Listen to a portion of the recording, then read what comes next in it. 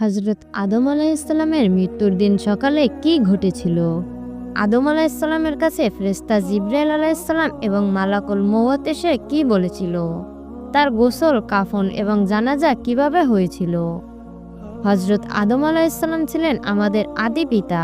অনেক বছর বেঁচে ছিলেন। তার বয়স যখন 1000 বছর হলো, কোনো কোনো বর্ণনা মতে তার বয়স যখন 950 বছর হলো, তখন তিনি শারীরিকভাবে দুর্বলতা অনুভব করলেন। তার শরীরে অনেক ধরনের রোগ দেখা গেল। একদিন তার বেহেশতের মেওয়া ফল খাওয়ার খুব ইচ্ছা হলো। তিনি তার সন্তানদের ডেকে কিছু মেওয়া ফল সংগ্রহের আদেশ দিলেন।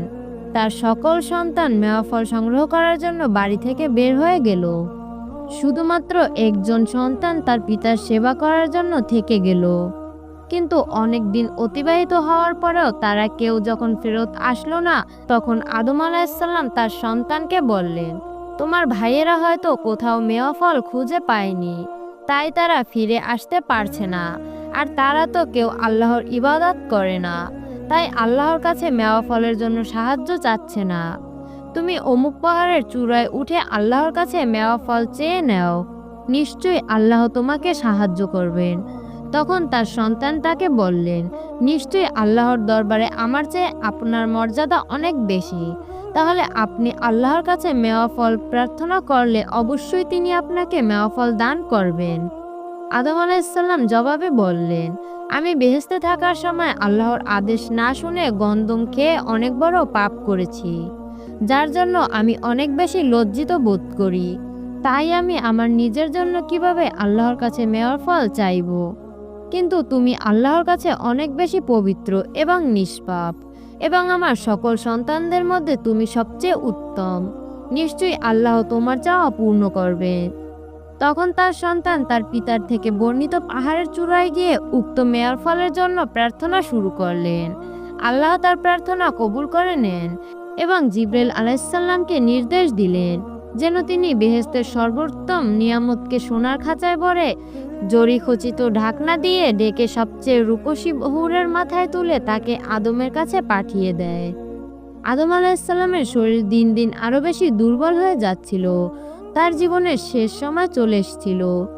একদিন তিনি তার সর্বোত্তম পুত্রকে ডেকে বললেন, পুত্র, আমি মনে হয় খুব শীঘ্রই পৃথিবী থেকে বিদায় নেব। তাই তুমি আমার সকল সন্তানদের যেখানেই থাকুক না কেন সকলকে সংবাদ দিয়ে আমার সামনে হাজির করো। আমি তাদেরকে আমার সর্বশেষ নসিহত করে যেতে চাই। তার সন্তান তার অন্য ভাইদেরকে ডেকে পাঠালেন। তারা সবাই এসে আদম আলাইহিসসালামের শিয়রে উপস্থিত হলো। তিনি সকলকে উদ্দেশ্য করে বললেন, আমি হয়তো খুব শীঘ্রই তোমাদের মাঝ থেকে বিদায় নেব, তাই তোমাদের কিছু উপদেশ দিয়ে যাচ্ছি। তোমরা তা মেনে চলার চেষ্টা করবে।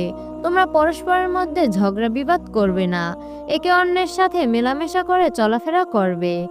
একজনের বিপদে অন্যজন এগিয়ে আসবে এবং সকলে পরামর্শ করে সে বিপদের মোকাবেলা করবে। তোমরা অত্যন্ত মন দিয়ে শুনবে এবং মন দিয়ে মেনে চলার চেষ্টা করবে। তোমরা অবশ্যই মনে রাখবে, তোমাদের এক ভাই প্রিয় বান্দাদের একজন, আমি তাকে আমার স্থানে অভিষিক্ত করে যাচ্ছি, কারণ সে তোমাদের মধ্যে শিক্ষা, জ্ঞান, বুদ্ধিতে সেরা। আদম আলাইহিসসালামের সকল কথা তার সন্তানরা এক বাক্যে মেনে নিল এবং সকলেই তার আদেশ পালনের প্রতিশ্রুতি দিল।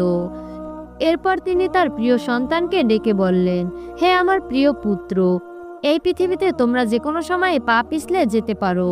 ইবলিস তোমাদের সব সময় পথচ্যুত করে দেওয়ার চেষ্টা করছে। কখনো তাকে তোমার উপর বশবর্তী হতে দেবে না। তোমার সন্তানদেরকেও সাবধানে রাখবে। তাদের বারবার নসিহত করবে যেন তারা পাপ থেকে বিরত থাকে। আমি তোমাদের সকলের জন্য মহান আল্লাহর কাছে দোয়া করছি। এরপর তিনি তার প্রিয় পুত্রকে খেলাফত দান করলেন। এর মাঝেই হযরত জিবরাইল আলাইহিসসালাম এবং মালাকুল মউত এসে উপস্থিত হলেন। আদম আলাইহিসসালাম মালাকুল মউতকে দেখেই বুঝলেন তিনি আর খুব অল্প সময়ের জন্যই বেঁচে আছেন। তিনি ফেরেশতাদের যথেষ্ট সম্মান দিলেন। এই সময় আদম আলাইহিসসালামের পাশে বসে বিবি হাওয়া এবং তার প্রিয় সন্তান সেবা যত্ন করছিলেন। তিনি তার বিবি এবং পুত্রকে বাইরে গিয়ে বসতে বললেন। তিনি আরও জানালেন তিনি তার অতিথিদের সাথে কিছু কথা বলতে চান। বিবি হাওয়া আলাইহিসসালাম এবং তার প্রিয় পুত্র বাইরে চলে গেল। তখন মালাকুল মউত হযরত আজরাইল আলাইহিস সালাম আদম আলাইহিস সালামকে বললেন, হে মানবজাতির পিতা আদম, আপনি হয়তো বুঝে গিয়েছেন আমরা কেন এসেছি। আমি বেশিক্ষণ এখানে উপস্থিত থাকতে পারবো না, আপনার জান কবজ করে নিয়ে যেতে হবে। আল্লাহ আমাকে আদেশ করেছেন, এখন আপনি অনুমতি দিলে আমি আপনার জান কবজ করতে পারি। আদম আলাইহিস সালাম তখন বললেন, আমি আমার প্রভুর কাছে যেতে সর্বদাই প্রস্তুত আছি, আপনি দায়িত্ব পালন করুন। আজরাইল আলাইহিস সালাম যখন জান কবজ করার জন্য উপবিষ্ট হলেন, তখন হযরত জিবরাইল আলাইহিস সালাম আজরাইল আলাইহিস সালামকে বললেন, আপনি অত্যন্ত যত্ন সহকারে আদম আলাইহিস সালামের জান কবজ করুন। আল্লাহ তাকে নিজ হাতে বানিয়েছেন, তাই তার যেন কোনো কষ্ট না হয়। আজরাইল আলাইহিস সালাম যত্ন সহকারে জান কবজ করলেন। আদম আলাইহিস সালাম ধীরে ধীরে সহজেই মৃত্যুর কোলে ঢলে পড়লেন। তিনি চিরনিদ্রায় শায়িত হলেন এবং তার মহান প্রভু আল্লাহর কাছে চলে গেলেন। ইন্না লিল্লাহি ওয়া ইন্না ইলাইহি রাজিউন। সেদিন ছিল শুক্রবার। আদম আলাইহিস সালামের মৃত্যুতে তার 40,000 বংশধরের সকলেই শোকাহত হয়ে পড়লেন। এই মৃত্যুর পূর্বে শুধু হাবিলের মৃত্যুই তারা দেখছিল, তারপর আর কোনো মৃত্যু দেখেনি। তখনও অনেকের জন্ম হয়নি। আর হাবিলের মৃত্যু হয়েছিল কাবিলের হাতে, তা সকলের চোখের আড়ালে। আর আদম আলাইহিস সালামের মৃত্যু হয়েছে সকলের চোখের সামনে। এত মানুষ একসাথে শোকাভিভূত হয়ে উঠলেন, তাদের সাথে যেন আকাশে বাতাসেও শোকের ছায়া নেমে এলো। বিবি হাওয়ার বিলাপরত কান্নাতে ফেরেশতাদের বিষাদময় করে তুলল। তিনি বিলাপরত কণ্ঠে বলতে থাকলেন, হে আমার প্রিয়, আমি আপনার সাথে বেহেশতে একসাথে ছিলাম, সেভাবে দুনিয়াতেও সুখে দুঃখে একসাথে ছিলাম। আপনি কখনো আমাকে একা রেখে পরিত্যাগ করেননি, তাহলে আজ আপনি আমাকে একা রেখে কেন চলে গেলেন? আমি এখন কার নিকট আমার সুখ দুঃখের কথা বলবো? কে আমাকে সান্ত্বনা দিবে?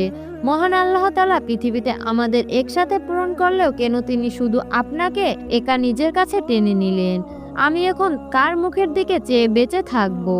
আদম আলাইহিস সালামের বংশধররা একে তো তাদের গুরুজনকে হারিয়ে ইতিমধ্যে অনেক বেশি শোকাহত হয়ে পড়েছিল, তার উপর বিবি হাওয়া বেকুলতা তাদের আরো বেশি শোকে দাবিত করছিল। তারা কান্না করতে থাকলো। এক সময় সব শান্ত হলে তারা বুঝতে পারছিল না এখন তাদের কি করণীয়, কারণ এর আগে তারা কোনো মৃত্যু দেখেনি।